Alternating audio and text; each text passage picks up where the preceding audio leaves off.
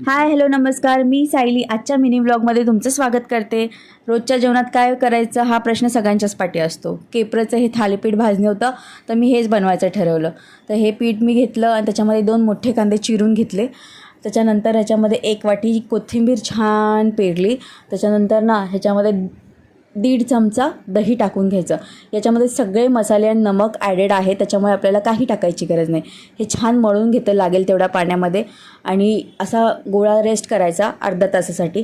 नंतर छोटे छोटे गोळे करून थापून घ्यायचं ओल्या रुमालावर आणि हे छान भाजून घ्यायचं। भाजताना ह्याला गोल गोल करायला विसरू नका, कारण की हे लवकर भाजले जातात। आणि तेल टाकून हे खरपूस भाजून घ्यायचे, मग खूप टेस्टी लागतात। हे खरपूस भाजले की आपण दह्यासोबत हे सर्व करू शकतो खाण्यासाठी। तर नक्की ट्राय करा आणि आत्तासाठी इथेच थांबते। नेक्स्ट व्लॉगमध्ये भेटूयात आपण। Bye bye. आमच्या चॅनलला लाईक, शेअर आणि सबस्क्राईब करायला विसरू नका।